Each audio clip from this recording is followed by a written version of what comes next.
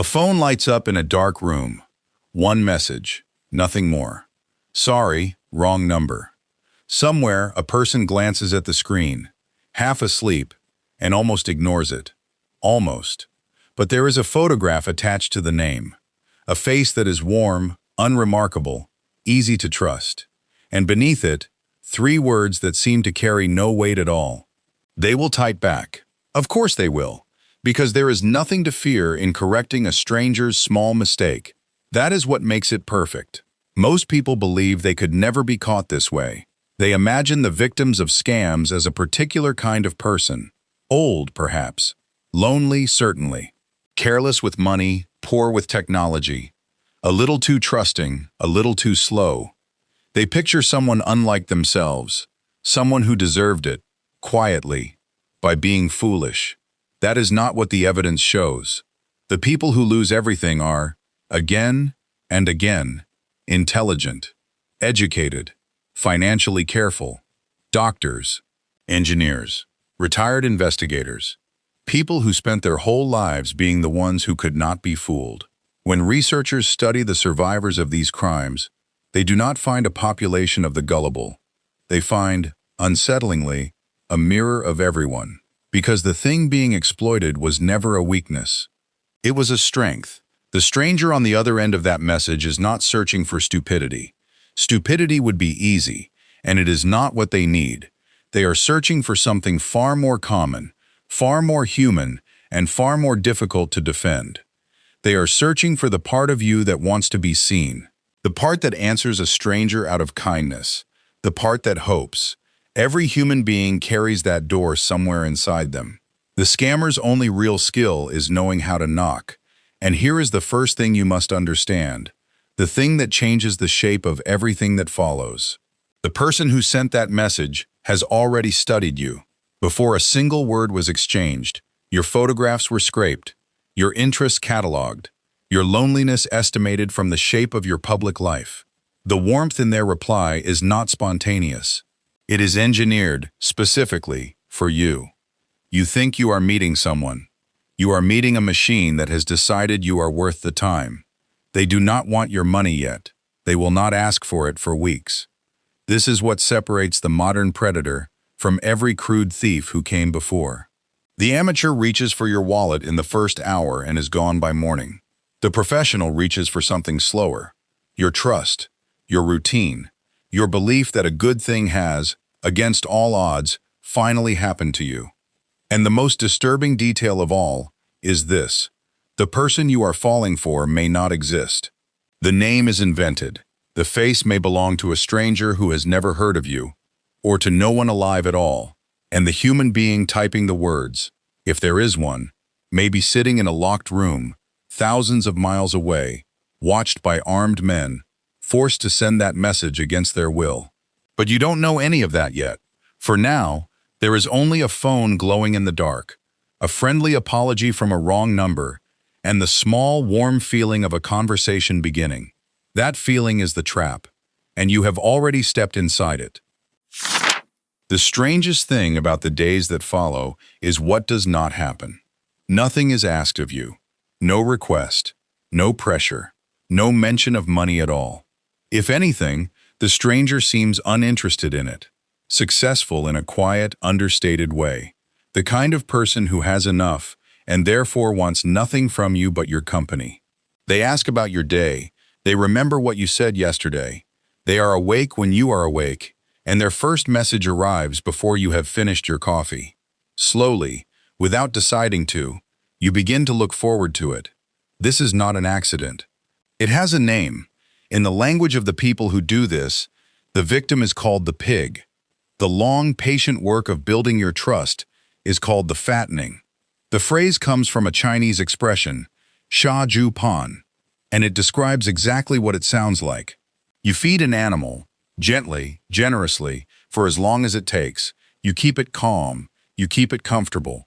You let it grow to trust the hand that brings the food. You are being cared for, the way a farmer cares for livestock before the slaughter. And it works, because the care feels real.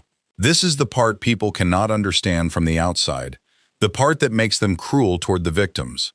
How could anyone fall for this? The answer is that, on the inside, it does not feel like falling. It feels like being chosen. The messages are kind, the attention is total. For weeks, sometimes months, you are the most important person in a stranger's world. And if your own world has been quiet, or grieving, or simply lonely in the ordinary way that most lives are lonely, that attention does not feel like a trick. It feels like a rescue. The scammer understands something about you that you may not admit to yourself. That beneath the competence and the caution, you are a creature built to bond.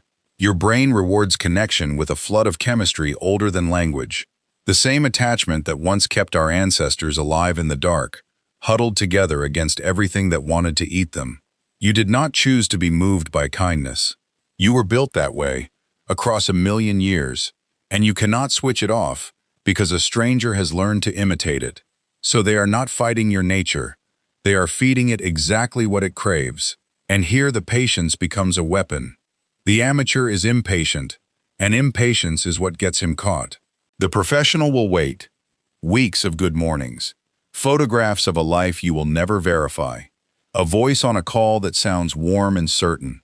There is no rush, because every day of waiting makes the eventual harvest larger. Time is not the scammer's enemy. Time is the thing that fattens the pig. Then, one evening, almost carelessly, they mention something. Not a pitch, never a pitch, just a detail from the life they seem to lead. They mention, in passing, that they've done well recently. A small investment, something they understand, something that has been good to them. They don't offer to include you. They don't explain how it works. They change the subject as though it were nothing. But you noticed, and that precisely is the point. Because the most effective lie in the world is not the one you are told. It is the one you believe you discovered for yourself. You are the one who asks. Days later, maybe a week, you bring it up. That thing they mentioned, the investment. You're curious now, and curiosity is a door you open yourself. They are reluctant, at first. They don't want to be responsible for your money, they say. They'd feel terrible if anything went wrong. You have to reassure them. You have to convince the person robbing you to let you be robbed. Read that again, slowly, because it is the entire architecture of the modern con. The scammer never asks you to invest. They arrange it so that you ask them. From this moment forward, every decision will feel like yours. Not their idea. Yours.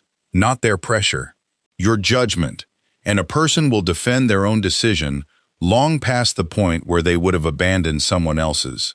They show you the platform. It is beautiful.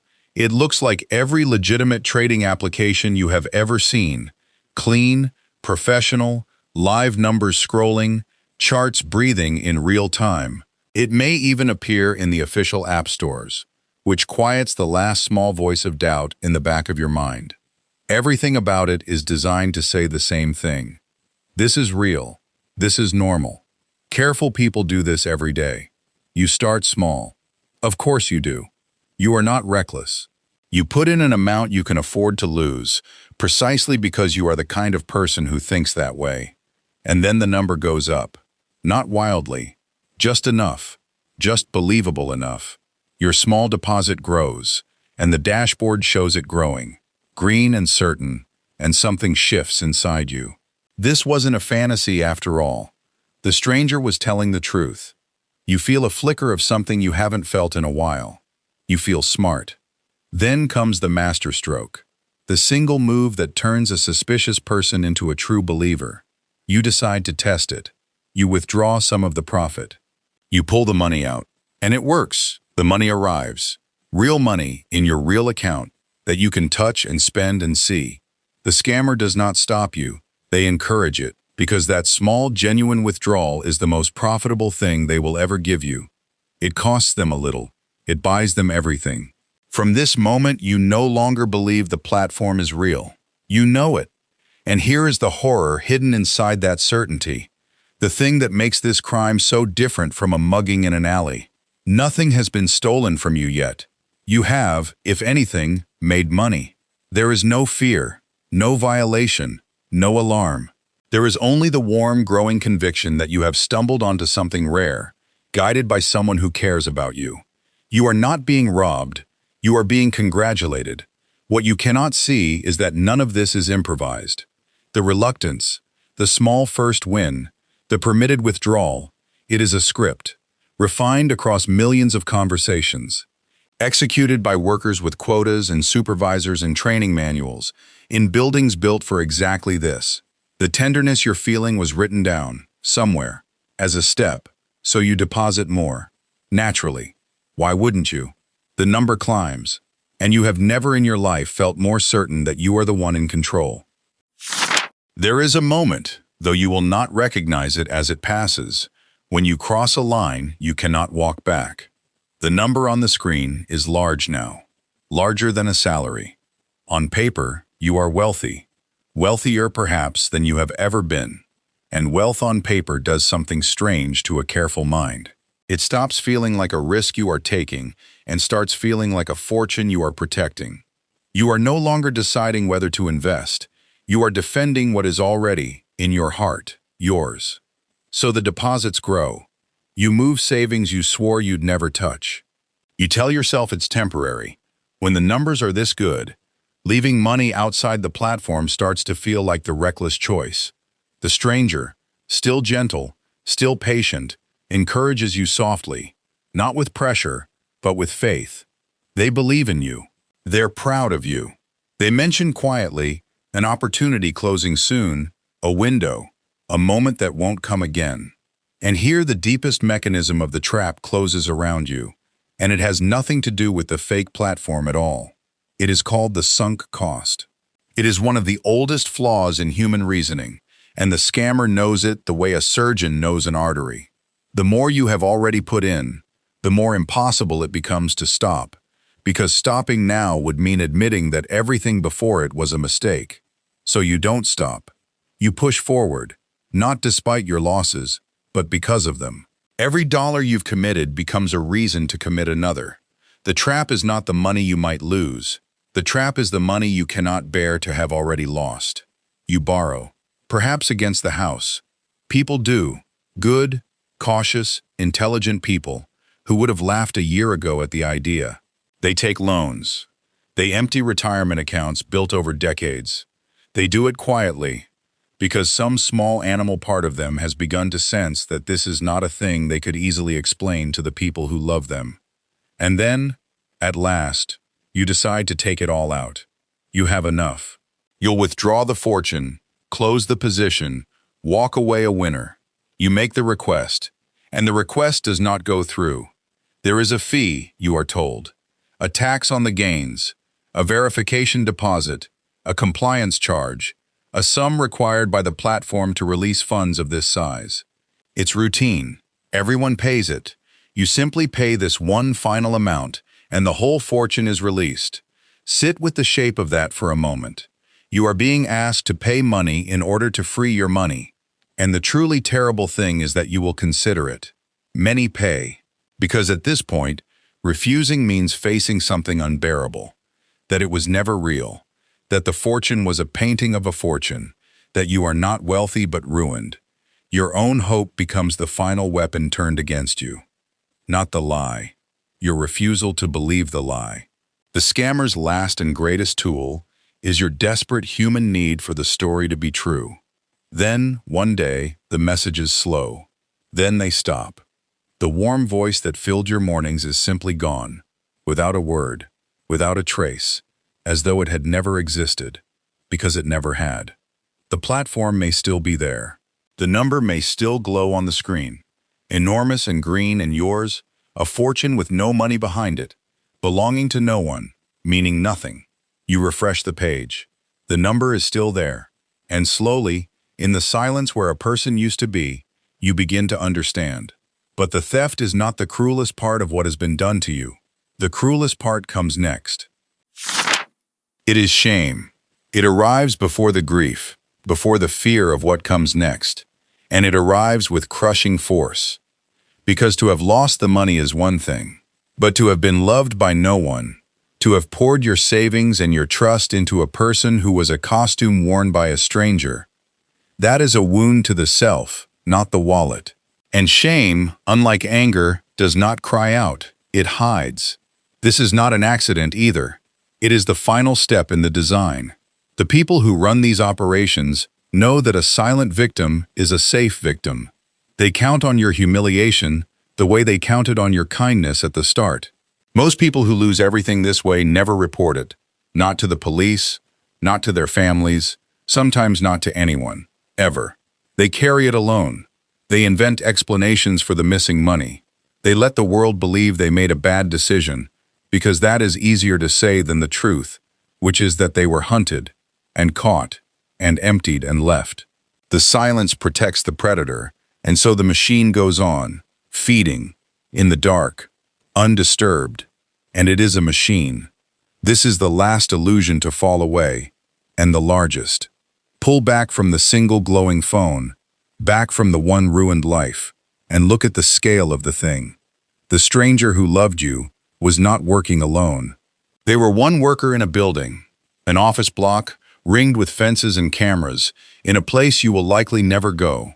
Inside those walls, hundreds of people sit at screens, running the same script you fell for, on thousands of victims at once. It is an industry. It has managers and targets and shifts. It launders its takings through currencies designed to vanish. It has stolen, by the most careful estimates, sums so large they are measured in the tens of billions. And the darkest detail, the one that should stay with you, is who those workers often are. Many of them are prisoners. They answered a job advertisement in another country. A good salary, an office role, a plane ticket. And when they arrived, their passports were taken, and they were told the truth, that they now work in the compound, running scams for men with guns, and that they will not leave until they have earned their keep in the suffering of strangers.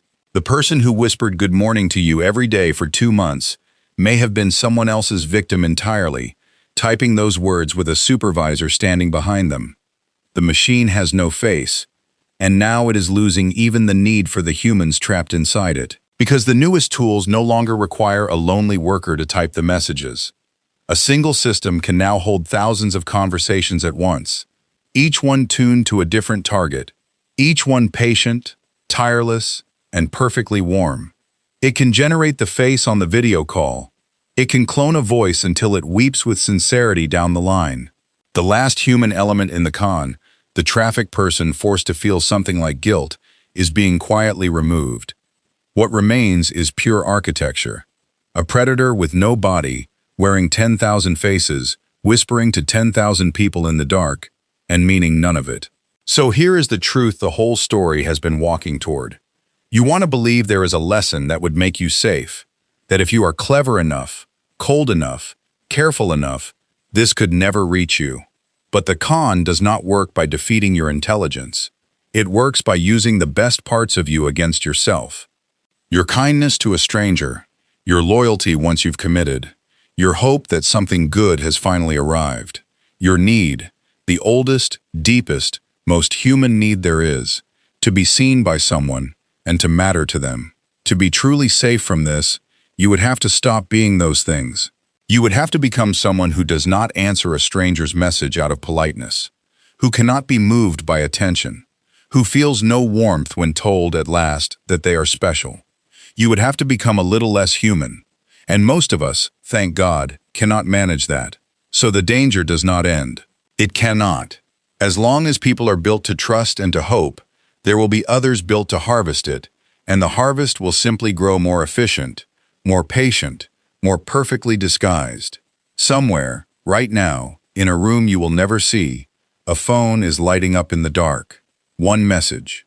A friendly face, 3 harmless words, sorry, wrong number.